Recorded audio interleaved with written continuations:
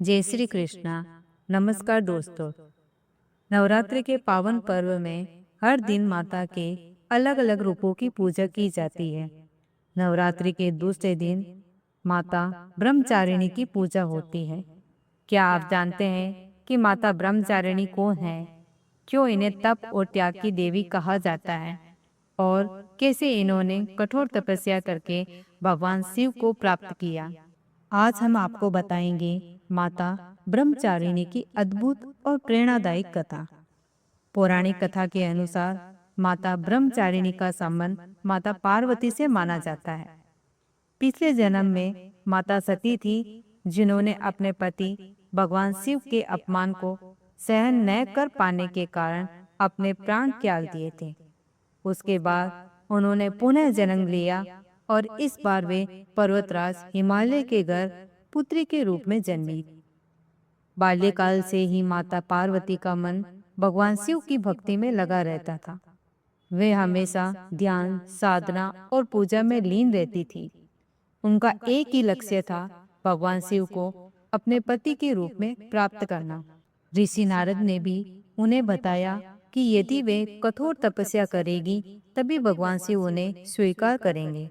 माता पार्वती ने भगवान शिव को पाने के लिए कठिन तपस्या करने का निश्चय किया। उन्होंने जंगल में जाकर घोर तप करना शुरू किया। हजारों वर्ष तक उन्होंने केवल फल फूल खाकर जीवन बिताया। धीरे धीरे उन्होंने भोजन भी छोड़ दिया, केवल पत्तों पर जीवित रहने लगे।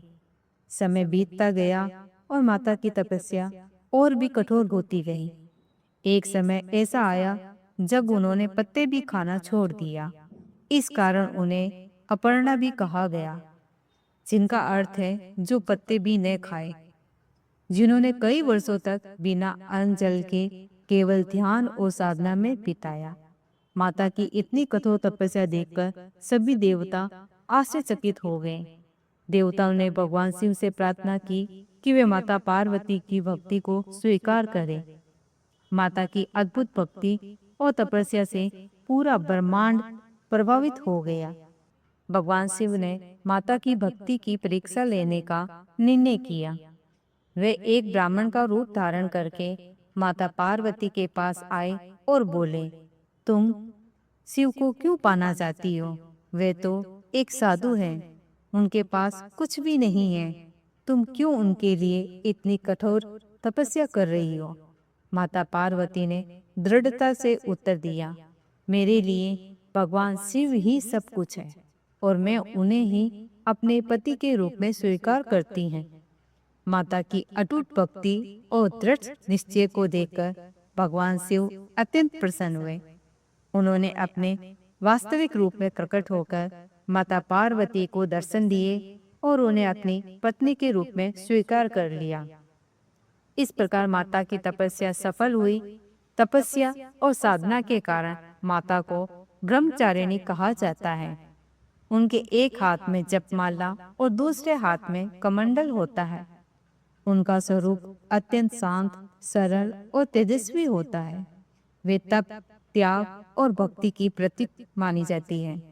नवरात्रि के दूसरे दिन माता ब्रह्मचारिणी की पूजा की जाती है। मान्यता है कि उनकी पूजा करने से जीवन में धैर्य आता है, कठिनाइयों से लड़ने की शक्ति मिलती है और मन को शांति प्राप्त होती है। माता ब्रह्मचारिणी की कथा हमें यही सिखाती है कि अगर हमारे अंदर सच्ची लगन, धैर्य और विश्वास हो तो हम किसी भी लक्ष्य को प्राप्त कर सकते हैं। तो दोस्तों, ये थी माता ब्रह्मचारिणी की पवित्र कथा। अगर आपको ये वीडियो पसंद आए तो लाइक करें, शेयर करें, चैनल को सब्सक्राइब करें और कमेंट में जय माता दी